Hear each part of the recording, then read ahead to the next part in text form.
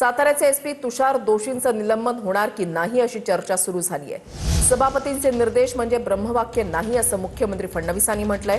निर्देशात वस्तुस्थिती असेल तरच कारवाई होते असं फडणवीसांनी म्हटलंय। उपसभापती नीलम गोरेंच्या निलंबनाच्या निर्देशावर फडणवीसांचे उत्तर आहे, तर लवकरच प्रलंबित रुलिंग देण्यात येईल असं सभापती राम शिंदेंनी म्हटलेलं आहे। दिलेले निर्णय, उपसभापतींनी दिलेले निर्णय, मुख्यमंत्र्यांनी खाली केलेलं त्याच्यावरचं स्टेटमेंट, त्यानंतर आपल्याकडे समोर आल्याच्या नंतर आपण ह्या सगळ्या गोष्टींवरती राखून ठेवलेलं त्याच्यावरचं रुलिंग, या सगळ्याच्या बाबतीत आमच्या मनात शंका निर्माण झाली आहे की नेमकं उपसभापतींना, सभापतींना, सनदी अधिकाऱ्यांना सस्पेंड करायचे अधिकार आहेत नाही आहेत। आम्हाला असं वाटतंय की खुर्चीने घेतलेला निर्णय जर मिसयूज ऑफ पॉवर असेल तर उपसभापतींना असा निर्णय जर आपल्या खुर्चीचा गैरउपयोग करून जर घेतला असेल, म्हणून आम्ही त्यांच्यावरती रिबोल प्रस्ताव आणलेला आहे। ज्यावेळी सभापती असं निर्देशित करतात त्यावेळी सभापतींनी तो दिलेला निर्देश असतो,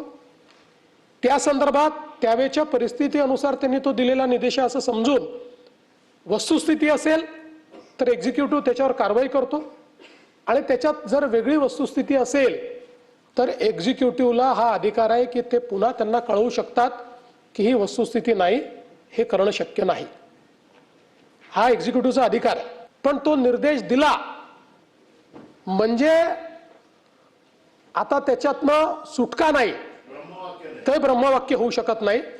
त्या संदर्भात जी वस्तुस्थिती असेल त्या वस्तुस्थिती अनुरूपच त्याच्यावर कारवाई होते असा माझा समज आहे।